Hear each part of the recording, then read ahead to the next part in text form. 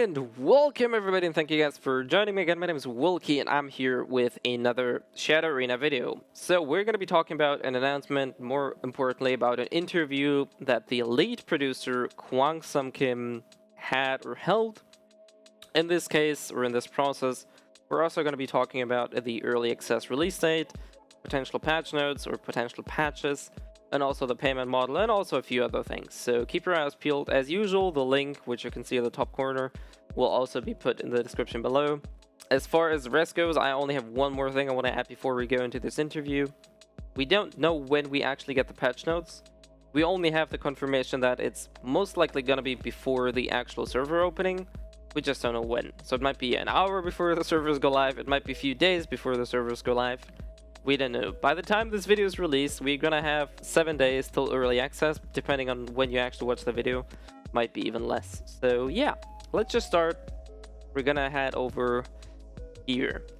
So this is an interview that was given or held after the final beta has concluded. There's gonna be a few questions that will get answered. Some haven't been really asked, but it's always a nice thing to go over a few things here. So the first one being, how far along is the game in development? When will the official launch be? Can you briefly go over the global test progress / development plans after the Shadow Arena final beta? So, we feel our primary goal was roughly achieved, shaping the general structure of the gameplay. So they tried to sort of set the framework for the game. What's left until the game's launch is to implement the game's long-term content, such as the shop, cosmetics, features for long-term play, hero mastery, and ranking. So they're talking about a few subjects here. First of all, they do, or I hope they do, understand that simply just having us beat ourselves up in this arena is not gonna keep the people interested for a longer time. So there's something they want to implement for long-term content. There's also going to be shop, cosmetics, and other features such as mastery. I mean, we did already have mastery, but it was very, well, minimal, if that makes any sense. So there's that, and also the ranking system is definitely on their interest. So this is a good thing. We don't really know yet how shop and cosmetics work yet, but this is something to be decided. We're careful about stating this, but we think we are at a stage when we must thoroughly refine the game before its official release. That's why early access is coming soon. It's that we get to our fans' feedback and implement changes. So they did understand, or at least they're telling us that they understand that there's a long way until they actually go to the official release. This is what a lot of people always get confused. Early access means the game's not finished. So it's sorta a bit more than a beta state, but it's far from the finished product. So essentially you're getting people to buy in or to play the game before it's finally fine-tuned for a release, which is good and bad. So there's that.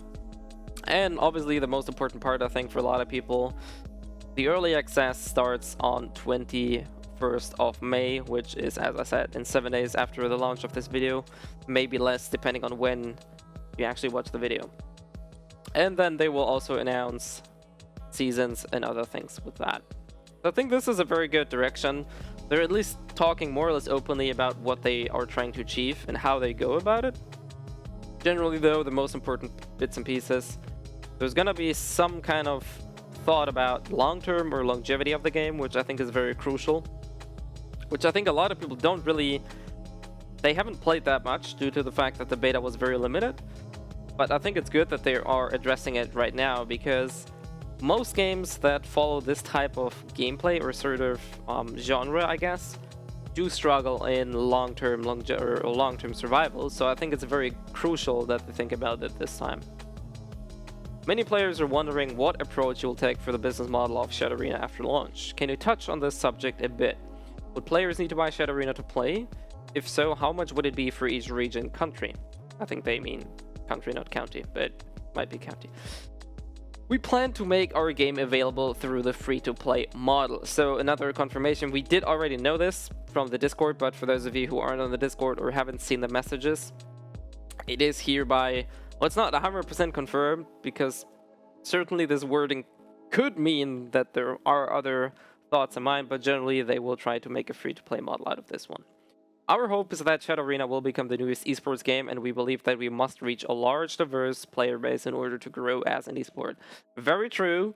I think a lot of people ride on the esport horse a little bit too much, but generally it's not a bad thing to keep this in mind, because ultimately when there is no PvE involved and there's only PvP, competition is a very good drive. And if you get people to compete and try to get better or be the best, this naturally attracts people, not only good people, but also audiences, also people that want to watch the game.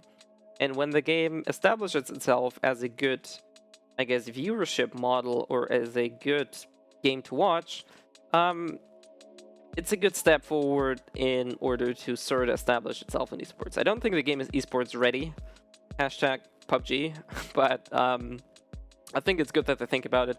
I just hope that they don't really push too much effort on the esport itself, but also the game and all that comes with it. Thus, we will be offering our game for free with a free-to-play model so that anyone can play the game. Its business model will be similar to what is in other free esports games. So this right here throws up a few question marks for me, because there aren't a whole lot of games that follow this route. Sure, you have Fortnite, but Fortnite is an FPS or a third-person shooter, but it's a shooting game, right? And it has a lot of other things to it. I guess I will probably draw a lot more comparisons to this game before other games, but generally, Battle Royale is probably something that closely resembles this genre, despite being a top-down 2.5D arena brawler. It sort of falls into the same category. So if you look at that, or any other BR for that matter, we can expect something like a progression system, like a free pass, a paid pass, so like a season pass. We talked about seasons up above this question. Also, very likely that skins will be unlocked through the cash shop, maybe skill effects, voice packs, all sorts of customization that you can think of, personalized banners. There's a huge variety of things that you can potentially do with a cash shop here, and as long as they strictly keep it to things like this, then I think it's a very good way. The one thing that people might get a little bit on a pet peeve on here, it can be an option. We haven't seen that yet, but it is a possibility that you will have to unlock characters through the cash shop or by playing. We haven't seen any confirmation, but neither has anybody denied it. So we don't know if you can play the whole cast at launch, or if you maybe only start with 1 or 2 characters and then you progressively unlock more. We don't know. This is something I can potentially see in there. Most other MOBAs, arenas, BRs have a very similar, I guess, payment model to that one. So this could be there. I don't think it's a bad thing. I think it's something to be aware of, though. Do you have any plans to make optimization for the game's networking? This one is a huge one. After the final beta, we made slight changes to the current network system, and we have been testing to see how it responds to delayed latency. We think if this re-engineering pans out, it'll noticeably improve the gameplay experience, but fundamentally, we feel the best solution is to place the server in the most optimal location for excellent ping. If all our requirements are met, we plan to prepare this as soon as possible. So generally saying they did change, I guess, either mechanics, networking, something, which is always a good thing, because delays were there. To be fair though, when I played with EU-only people, I had very acceptable amounts of lag, ping, and fluctuations. I had a few games where it was very rampant and sometimes even very annoying, but generally though, it wasn't as bad as long as people were playing in the respective region. And this is more or less what they were saying. They will try to play servers where the majority of people in that region will have a good connection to. So for Europe, that's probably going to be Netherlands, France, or Germany. I'm not sure if there's any other staple regions for that, but that's at least my wild guess. And they also said that once everything's met and once they figured out where to actually place these servers, they will probably start to do so, which is a good thing, because this is one of the main factors that can ruin a round for you if you don't have a good connection. Likewise, it's bad for other people if you start lagging and they drop their combo. It's at least equally frustrating, if not even more. We all know that Shed Arena is a game that has its root in Black Desert. Do you have any plans for things like cross promotions during the Shed Arena OBT? Not sure why they're talking about OBT. Probably because their early access is free to play, so essentially it's like an open beta. I think it's a little bit incongruent that they talk about early access somewhere here, and then they are mentioning it as an OBT. But that might be just a fluke here or a wording issue. For example, purchase Shed Arena to receive Black Desert items. There might be some cross promotions. However, we think that We think it isn't a good idea for those two games to be heavily linked, as Shadow Arena and Blank Desert are two entirely different games in terms of genre and player preferences. In other words, we'd like to avoid the approach of asking players to play Blank Desert to play Shadow Arena, or getting additional benefits in Blank Desert for playing Shadow Arena. So similar to what they did in the past with the Shadow Arena in-game or inside of Blank Desert, they're trying to separate these games here, and I think it's a good way. I think if they keep a very small amount of boosts or certain exclusive rewards in both games and then there, it might drive players from one game to the other or vice versa. Generally, though, they're very right here. Shadow Arena is completely different from Black Desert. Black Desert has a huge route, like so many things to do. PvP is only one small facet of it.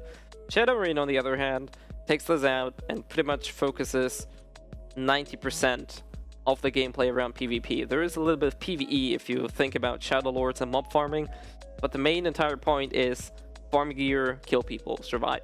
So I think it's a very good way, or a very good thing, that they're trying to look at these as separate games with potentially small links together, but they don't want them to be heavily linked, and I think that's a good thing. Quite a bit of players say that Guyen's damage and level of difficulty is relatively higher than other heroes, and some players say that Haru's stealth skill isn't very effective. What kind of balancing is the development team currently working on for these heroes? For example, Guyen nerf. I'm not sure. What they probably meant with this one is they're saying Guyen is easy to play and has high levels of damage. But yeah, I think that's what we're trying to touch on here. We are listening to everyone's feedback and reviewing the data as we continue to make adjustments. Between the February-March beta and the final beta, we made numerous balance changes. Even now, we are constantly balancing and testing the heroes as we prepare for early access. So the first thing is, they are aware of feedback, and they are aware that the balance isn't perfect. By no means will the game ever be perfect, but there are a few things that I personally see changed, or that are a good thing that they're working on. We at Pearl Abyss believe that rapid game development is our advantage and source of pride. That's a big statement. Once early access launches, we believe that you'll be able to see for yourself just how quickly we make improvements as you give us feedback. So I'm gonna be a bit of a, well, I wouldn't say I'm a pessimist here, but I wanna be a little bit realistic here. What they're essentially saying is that once the game goes early access, once we give them feedback, they will be quick to implement those. Now, we're going to be seeing how quick those implementations are going to go, and we're going to be seeing how far or how much they're actually going to listen to the player base. Honestly, if I take this for granted, and we take this as it's written here, I think this is massive. Because if they are quick to respond to our feedback in a good way, and I have to repeat this and stress this, in a good way, there's no point in reacting to a lot of players whining that certain things are bad or good or broken because they can't handle it or don't know how that works, can lead to a very fatal decision. But if they are actually good at taking in the feedback that we as a community give them and implement these changes, how they say it, quickly and rapidly, I think this is a very, very key moment here for them to drive the game in the right direction. But we yet have to see this, but I'm really stoked how quickly their quickly is, because they see it as a source of their pride. So let that sink in for a moment. To give you a little peek into the changes being planned for early access, Guyen will be nerfed even further compared to the final beta. So they essentially nerfed him twice, but you'll be able to see his power from past betas due to an addition of a new system. So this is where a lot of the imaginations may run wild. I'm not gonna say anything about past systems or what I think they will do. I think this one should have not been the main priority compared to other things. And also I think this new system can cause a lot of frustration, but we have yet to see. We don't know any specifics. We haven't seen any patch notes. For one part, I'm curious. For another part, I think they may not did the 100% optimal thing here, but we yet have to see. Of course, we will be improving heroes such as Haru and Orwen as they struggled during February-March beta and final beta, but our priority will be towards increasing the possibility of creative gameplay. So they want to They want to increase the amounts or the versatility, I guess, and the possibility of creative gameplay, which honestly I think Orwin is probably one of the few characters or heroes in the game that are already very creative. She has traps, which is essentially different to all other heroes, and she can use verticality, buildings, and the surroundings much more to her advantage than most other heroes can. Haru, on the other hand, I agree that stealth is still a little bit of a gimmick and incentivizes, well, let's just say not optimal gameplay. It might be creative, but it's not good if you just lurk around to be one of the Harus in the last circle, three-man standing, and you have blue gear. It's not going to work out. 9 out of 10 times, you're not going to win the game this way. But yeah, so generally though, they are seeing or trying to bring other heroes up, while at least trying to rebalance other heroes. This one is a very hot topic, so we have yet to see what exactly they will do. So I can't really comment on this one. I'm very happy to see that they do talk about balance openly and actually try to give us some insights here. But we have yet to see, as I said, how things are going to go here. After playing the final beta, it feels like there's a slight problem with the overall flow of the game, as there is rather a long grace period at the start of the game where you can revive. It makes farming monsters too low risk of a risk. What? And highly efficient. Due to this, there aren't a lot of fights happening between players. Before I actually read on, I don't know what you guys are doing, but generally during the grace period, I kill like 2 to 3 mobs, and most of the time I look for people. If I don't find people, I'm gonna go back to farming. But I definitely look more for PvP than PvE. I'm not sure if I'm the only one with this, but I'm not sure where they took this statement from. This results in reduced PvP during the early stages of the game until the fog closes in. Okay. At this point, you can see around 10 players converge and engage in hectic battles, which many times is the cause of quick deaths. Well, that's the nature of a BR game. It might be over in a few seconds if you don't pay attention, if you make bad decisions. That's just how any BR game goes, really. At least you have a couple means to your end. It's not like a BR FPS game where you can get a headshot and it's over. You have your Q and you have your E, and if you don't have them up, you gotta be extra careful. But it's not like it's over in the blink of an eye. And I'm not sure, you can see around 10 players converge. I think there's number. I would like to see where they got this statement from, to be honest. Which many times is the cause of quick deaths. It doesn't appear to be healthy where the element of luck contributes so much to being victorious in a battle royale game, a battle royale genre game. Well, part of RNG is essentially what makes a BR game a BR game. It's like people complaining in poker that luck is there, RNG is there. It's always there, and it should be a factor. Otherwise, it would be not a BR game. Duh. So, and I don't think luck is that important in Shadow Arena compared to other games. Did the development team initially design the game with this kind of flow planned? Do you have future plans to change this? We think the grace period where you can revive is one of the most important parts of our gameplay. Absolutely true. I think the grace period is a very good way for both new and old players to refine certain things, to establish a route for each match, and sometimes get things done, sometimes not. But generally, I think the grace period is very good. In fact, there was once a time when it was longer at 5 minutes, and when it was also once shorter at only 3 minutes. Over the course of our testing with both beginners and experienced players, it was carefully decided that the current time of 4 minutes was the most appropriate. I think 4 minutes is fine. However, it is possible for this to change depending on our player skill levels once the game starts service. Absolutely true.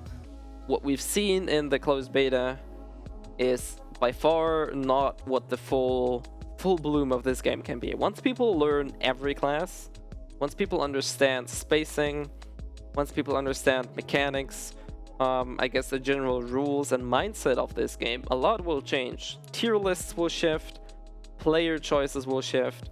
It definitely will shift the flow of the game, whether or not it's going to be more towards PvE or PvP.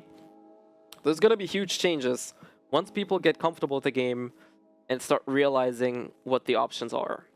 There are many intended possibilities for the play aspect of the game to take. One such possibility is hectic battles as players are gathered by encroaching the fog in the second later stages of the match. Some heroes will have an advantage in such a situation and others will not. That's why we want to emphasize the concept of controlling the game a bit more by adding more ways to impact the overall flow of the game through each player's gameplay. This sounds a bit steep. I mean, the whole point is to have a finite playtime within a BR game, right? The whole point is ultimately you want the map to become smaller, so fighting becomes inevitable. Sure, some classes may be prone more towards PvP than others, but generally I think the main goal should be one player facing another, or multiple people fighting each other. We're not here to farm, we're here to gather some gear, and if we have at least what is subjectively a good amount of gear, that obviously varies for everybody else, you're gonna be pushing towards PvP, or at least this is the most natural reaction. Sure, there might be people lurking around, trying to score a victory with 1 or 2 kills only because they're scared of PvP. Generally, though, that's ultimately not going to be getting you very far. You might win a game or two, but is this really satisfying for you? Or is this really going to give you a high score, a high rank, which ultimately is something people should strive for? So I'm a little bit not really confused, but I'm not sure how I should be taking this in, to be honest. But we shall see what they actually have and offer with that one. The changes between the February and March beta and the final beta were made with this in mind. We feel that you'll be able to get a clearer understanding of what we're looking to do once we see the newly added system and rules in the upcoming early access. So there's going to be a new system, or systems, plural, and there's going to be new rules. So they probably will change either the flow of the game by limiting mob spawns, loot. There's a lot of possibilities they could go for. They could increase damage within the Shadow Arena. They could make more temples so we can roam outside of the circle. They could increase drop rates outside of the circle, likewise reduce them inside, or vice versa. There's a lot of things they can adjust here. We have yet to see how exactly they plan on changing this flow. The general background of Shadow Arena is from Black Desert, and right now there's only a few heroes available. Do you have any plans to add new races or heroes beyond what's in Black Desert? We will be adding new heroes at a quick pace, so again they're talking about rapid development here. However, the heroes are conceptually different from Black Desert classes. They are just unique heroes, in other words, characters. Regardless of the classes in Black Desert, we will be focusing on designing unique and distinct heroes. You'll be able to see them in a different form that is far from the similar looking class. Well, I mean, it's not bad that they have these assets to take from Black Desert. It makes the development process a whole lot easier and faster. So I think this is where some of the rapidness, if you will, can come from. Though, I'm not sure why they would want to detach those heroes so far. Maybe in the future, if we get like, what, 30, 40, 50 heroes, when inevitably it's gonna be new ones, then it might be true, or it might be the case that they start making something completely new for Shadow Arena that's not in Black Desert. But generally, I don't think they have to detach those, at least not visually or lore-wise. It's not like anybody took offense playing as a Zorik as to playing Kyrus. Or I haven't seen anybody talk about, I guess Badal is probably one of the most prominent examples because he's commonly known as Striker or Stroker or whatever you want to call him. I haven't seen any offense with that. And I don't think anybody will take offense in that. It might be some, I guess, linguistic thing. Or some... How should I put this? What's the word I'm looking for? Some kind of slang for the game that people that haven't played Black Desert might not be familiar with when everybody's talking about, oh, Striker's so good, and it's like, who the hell's Striker? But generally, I don't think that's a big issue. Of course, characters from outside of Black Desert aren't something that are entirely outside the realm of Shadow Arena. This is exactly what I just said. Inevitably, I think, if the game lasts long enough, and should they use up every possible hero from Black Desert in Shadow Arena, then there's a very good chance that they will develop new things only for Shadow Arena. That's because the setting of Shadow Arena is open to all possibilities. Exactly. It's a new thing, it's a different thing. There are some players who feel that the number of skills each hero has is somewhat small and simple. While there may be only things like Q making you temporarily invincible or evading with E, how about taking the League of Legends summoner skills as a reference and adding more control skills such as stuns, counterattacks, blinds, and etc. to provide players with more options to make the PvP experience more enjoyable. I personally agree that there could be things like this. Generally, though, I think Q and E are fine the way they are, but let's see what the answer is. As our game continues to grow, players will become increasingly skilled. With the passing seasons, a larger variety of systems and skills will likely be introduced. So they do plan on actually changing Q and E, or potentially even more things. However, we believe it's too early for us to introduce them just yet. Still, some of them already have been designed and are being prepped. Definitely true. I think leaving Q and E as they are right now, or only doing minor adjustments, is definitely better than completely throwing out new skills here. I don't really want them called skills here, but yeah. Of course, the skill level of our players increased incredibly fast over several beta tests, and we think we'll need to quickly add to the next stage of content to increase the game's depth. Yes and no. So some of the content that was planned for after the official season will be introduced during early access. So they're what's the opposite of postponing? They're preponing. That's probably not a word. They're taking content that was planned for the actual release into early access. So we're getting content faster because it seems that we as a player base or as a community became better at a faster pace than they expected.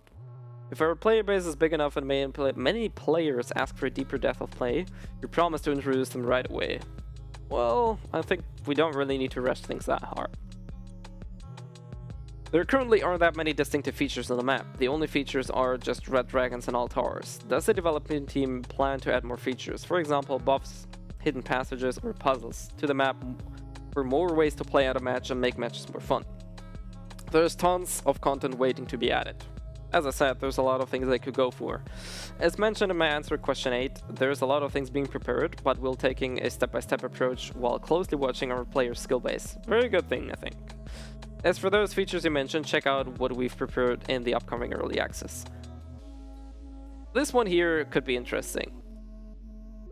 That, on the other hand, probably will break the flow, so they would have to be really simple, which inevitably would only lead them to be a chore, because everybody knows, oh, there's a 3-color riddle or puzzle, everyone's just gonna do that. Hidden passages could be fun. And buffs, I don't know, we shall see. Right now, only solo and 2-player team modes are supported in the game. Do you have any plans to support 3, 4, or even larger team modes in the future? A 3-player team mode existed until the second closed beta test, but we are somewhat considering it again now. We felt that a 3-player team was less fun than a 2-player, a duo. Overall, since it was harder to get a party together and players often just got melted in confusing battles without doing anything. Well, yeah. Nevertheless, this mode still exists, so if the need for a 3-player mode ever arises, it will be put in. On top of this, we will look into making other modes for team matches. Personally, I want to give it a try. So I think there's 2 things here. Having a larger groups of people in Shadow Arena itself, as it is right now, is always gonna cause a lot of confusion. So there's that. So I think 3 or more player parties are definitely gonna be subject to a lot of confusion and nitpicky gameplay. Though if they actually make more of a PvP setting or something, then I could personally see this one here, other modes for team matches, definitely implemented. Are there any plans to add large-scale maps in the future, or to increase the maximum player count for each match? During the first closed beta test, the limit was at 50 players, but too many skirmishes occurred between players from the very start. This is why we decided to reduce the maximum number of players to 40. Honestly, I think 50 was fine. I mean, it's fun to have skirmishes in the early phase, especially with a grace period, but I do understand their notion that they want to reduce players. I think we'll add a large-scale map soon. Oh boy, I think the map is big enough as it is. Traveling from one point to another takes quite a bit of time. However, we're going to do plenty of testing to ensure that it's enjoyable and matches our intended vision of the game, so it won't be released until we feel it's ready. So they do plan at least a bigger map or a different map maybe. I mean, they could potentially use a lot of areas out of Blake Desert. Maybe not Valencia itself, like the desert part. But pretty much every other part of the map could be used. Many players are worried about cheats hacks, since quite a few Korean action online games struggle with this problem. What measures does Pluralbiz have against cheats and hacks? You can be sure that we're preparing several measures against cheats and hacks. However, the reason why we aren't highlighting this is because we don't want preemptively reveal what we have prepared, which is a good thing. You don't want to know what hackers are going up against. I mean, they will figure it out eventually, but telling them upfront what you're using or trying to deal with is always a bad thing. So it's good that they're not talking about it.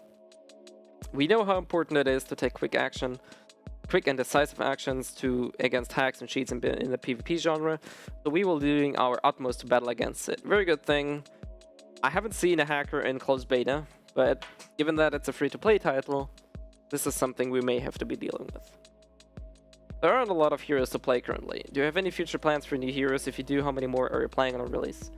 We'll need to consider the development schedule. Nevertheless, there are plans to release new heroes soon TM. We already have developed other heroes, but they are scheduled to be released at a later date. We also plan to develop even more heroes in the future as well. So we hope to release more heroes to everyone fairly quickly. I think we have a confirmation that there's going to be 10 heroes at the early access, so we're going to get one more. And as far as the rest goes, I don't think we need a new hero every week, honestly. If they give us new content every 3 to 4 weeks, I think that's plenty.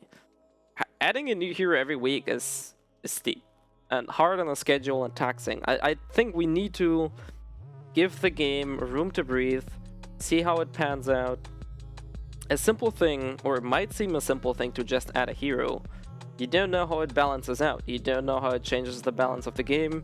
You don't know how it plays in solos. You don't know how it plays in duos. There's a lot of aspects to the game when they release new heroes. So I think they don't really need to rush things here. So we have yet to see how quick things are actually going to go. Are you considering developing additional modes to play Shadow Arena beyond just the Battle Royale mode? That's a secret. We can probably guess that there's something in the works, or at least thoughts about it. I mean, it makes sense. It's an arena. There's multiple things you could do with it. Right now, though, I think they should really focus on the Battle Royale mode. Too many other games have multiple modes, and ultimately, it just cannibalizes itself. Majority of people are going to be playing the Battle Royale one. Sometimes, some other people might be playing different modes, but essentially you're cutting your own player base with that. So, I will do the best example here, talk about Hunter's Arena here at this point for a second. A lot of people were playing Tag Match because it was quicker in terms of queues and very quick in terms of gameplay. Nobody liked to wait 30 minutes or more in the lobby to get a Battle Royale game started when you could at least PvP in a Tag Match. So I'd be careful adding different modes at the start of the game. If the player base establishes itself, then I think this is something to take a look on. But right now, I think they should really be focusing on the Battle Royale mode itself. Whew! Oh boy, I've been talking for over 30 minutes. My voice is cracking left and right. Thanks everybody for being here. If we get the patch notes before the actual release, I will make another video. If not, then this is gonna be my final announcement video towards Shadow Arena and the early access on the 21st of May. Hopefully you got something out of this. If you haven't seen this interview, feel free to check it out yourself. If there's anything else you want to give me on your way here, feel free to let me know here on Discord, on any social media platform that you can find in the sections of this video below. As far as the rest goes, I hope you guys are eager to play this game and you're enjoying whatever you're doing for the next few days until we can finally meet in Shadow Arena again. So have a good one, and I will see you guys next time.